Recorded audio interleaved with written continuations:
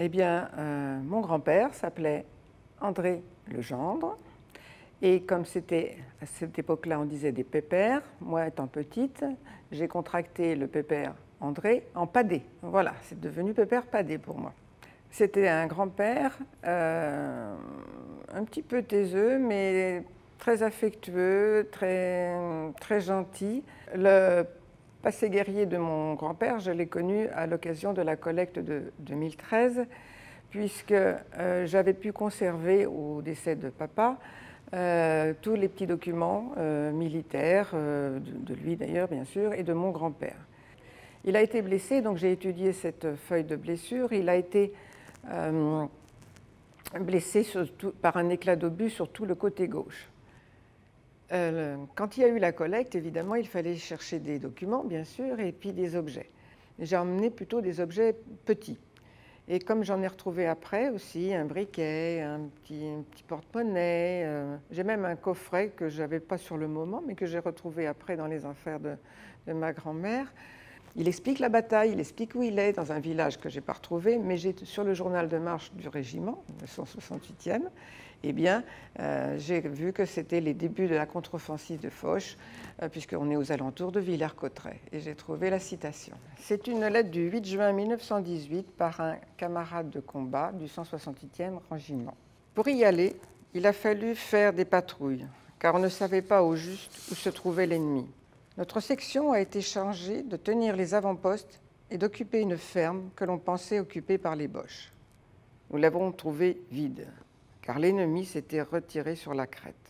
Vers 3 heures du matin, en allant faire la relève du petit poste installé à la lisière de la route, j'ai eu la bonne fortune de faire un prisonnier Boche appartenant à la 2e division de la garde.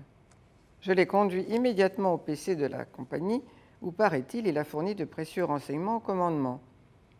Il paraît que nous allons toucher une prime de 50 pour cela.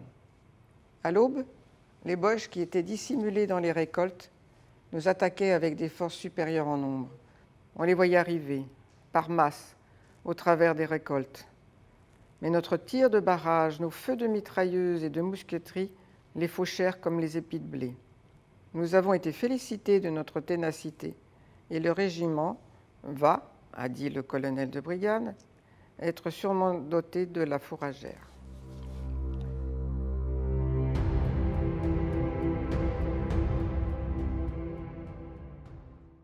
Mon grand-père était agriculteur-éleveur au Chesnay, où il exploitait une ferme de 37 vaches dont il commercialisait le lait aux environs du Chesnay. Il a été incorporé en 1914, puis mobilisé dans un régiment où il a été tué le 24 mai 1915. Il a été tué par un bombardement et après bien des recherches et des difficultés, la famille a réussi à rapatrier le corps en 1921. Avant le rapatriement de son corps, ma grand-mère l'a identifié grâce à sa montre et à sa plaque d'identification. Mon grand-père a écrit à sa mère le 21 mai 1915. « Ma chère mère, à force de se déplacer, me voilà reparti vers l'inconnu. Nous sommes affectés au 329e d'infanterie. Je crois qu'il n'est pas très bien placé. Il est dans la Somme, dans le Pas-de-Calais. Embrasse bien maman Goda et Suzanne de ma part. À ton tour, ma chère mère, je t'embrasse de tout cœur et espère, malgré les obstacles, pouvoir retourner pour de bon parmi vous. Je te transmets ma nouvelle adresse. » Or, mon grand-père a été tué le 24 mai 1915, soit 3 jours après. Dès ma plus tendre enfance, j'ai vécu dans le souvenir de ce grand-père tué à la guerre. Toute la famille s'accordait pour dire que c'était un homme très bon. Et j'étais toujours très émue lorsque je me rendais au cimetière et que je voyais son nom inscrit sur le monument aux morts, ou à l'église Saint-Antoine, notre paroisse, où je voyais Albert de Seine. Et au moment de la grande collecte, bien, j'ai pensé que mon dossier pouvait aussi intéresser et que je pouvais apporter ma contribution et puis aussi, surtout, sortir mon grand-père de l'anonymat.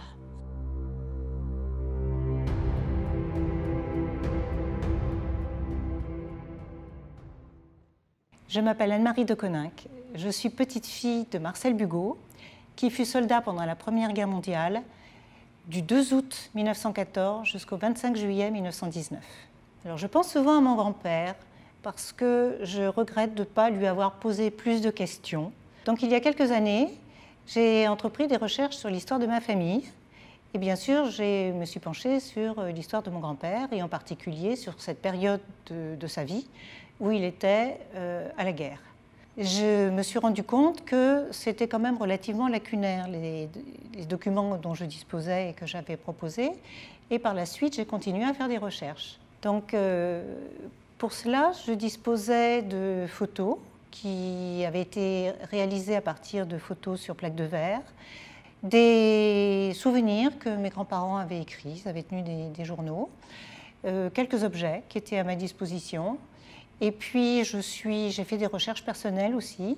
Alors, j'ai été beaucoup aidée par le site Mémoire des Hommes sur Internet, où j'ai retrouvé le journal de marche du régiment de mon grand-père.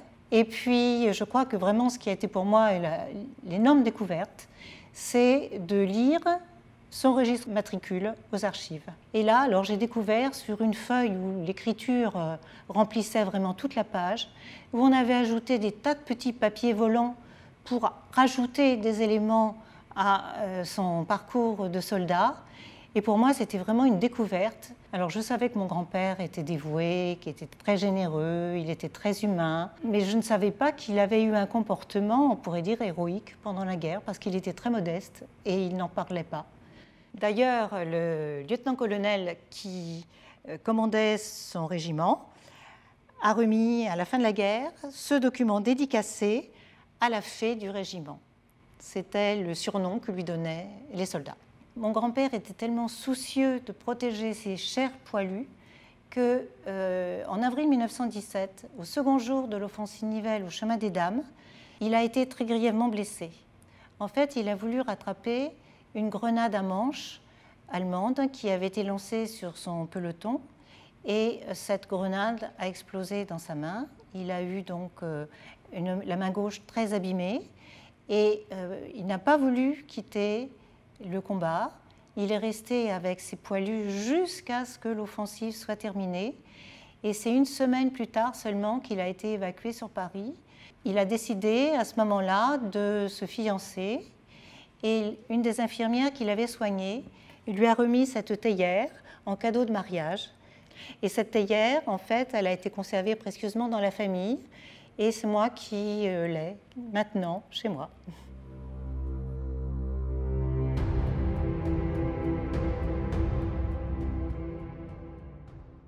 Je vais vous parler de mon grand-père qui se prénomme Boissier Louis-Victor Joachim, qui est né en 1884 et décédé en 1952. Je l'ai bien connu. Il avait un tempérament très dynamique, disons, un peu militaire, vu que nous sommes de familles de militaires. Il trouve le moyen de se trouver incorporé en 1916 au premier groupe de l'aviation. Son chef, le trouvant très bon mitrailleur, il l'envoie à Cazaux, où il devient instructeur. Après ce laps de temps de formation et tout, il est réincorporé donc dans une escadrille, la N62. Ces lieux de stationnement se trouvent être plus principalement Rouvelte, Péronne dans la Somme, ainsi que plus tard Reims dans la Marne, pour finir en fin de guerre, Bois-Hart près de Verdun et Verdun dans la Meuse. Durant cette période, les correspondances se font généralement sur des cartes postales dont on ne doit pas préciser le lieu de stationnement. La première carte qu'il envoie à sa femme est guerre 14 15 16 R, correspondant à Rouvel. Je voulais l'extrait qui m'a vraiment intéressée sur cette carte postale envoyée donc à ma grand-mère. Nous sommes montés à 3050 mètres. Je t'assure qu'à cette hauteur, il faisait frais et froid. J'avais mes gants, mais malgré cela, j'avais le bout des doigts gelé. À part cela, c'était magnifique. J'ai retrouvé la trace de cet album parce que en 1990, j'ai dit à mon père, « Bon, eh ben, écoute, il faut que je fasse la généalogie de la famille. » Et là-dessus, il m'a dit, eh ben, « Écoute, pour ton grand-père, j'ai ce livre. » Et il m'a porté donc ce livre. J'étais toute estomaquée parce que, venant donc du Maroc, j'étais un peu étonnée qu'il ait gardé ça sous couvert sans nous le dire.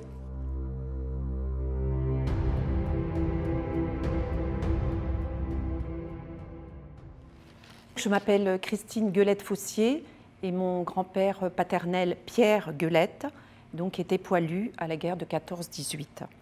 Donc j'ai connu pendant 18 ans mon grand-père. C'était quelqu'un d'affectueux, de discret, mais il dégageait une certaine autorité. Il ne m'a jamais parlé de la guerre qu'il avait faite, jamais. Mais je me souviens d'une chose, quand on regardait à la télévision les commémorations au monument aux morts, il y avait toujours ses yeux qui s'humidifiaient et les larmes lui venaient. Donc il y a une dizaine d'années, nous avons déménagé la maison de mes parents, qui était aussi la maison de mes grands-parents. Et donc on a vidé le grenier et c'est là où j'ai trouvé ce journal de guerre et des décorations militaires. Évidemment, je me suis tout de suite plongée dans la lecture avec beaucoup de curiosité dans la lecture de ce carnet de guerre et j'ai découvert des facettes de mon grand-père que je ne connaissais pas du tout. Alors son histoire de soldat, il a été mobilisé en août 14. Il avait 32 ans, il avait déjà travaillé comme clerc de notaire et donc il a été mobilisé dans le 4e régiment d'infanterie. Il a combattu d'abord en Argonne et ensuite en Champagne. Et il est entré comme simple soldat et ensuite il a été caporal, sergent et officier. Donc mon grand-père a été blessé à 2 reprises, il a été évacué à l'arrière. Et donc, il a eu une blessure à l'œil gauche. Et j'ai trouvé donc, dans le grenier ses lunettes avec son journal de guerre. Et vous voyez que le verre gauche est opaque. En fait, il les a portées pendant toute sa blessure. Et pour moi, c'est évident que ces lunettes, ça me touche beaucoup. Elles me touchent beaucoup parce que c'est le symbole de la blessure de mon grand-père et de ses souffrances. Lors des commémorations, c'était évident, pour moi, c'était une évidence d'apporter ce témoignage aux archives, le témoignage de mon grand-père. Dimanche 13 septembre 1914.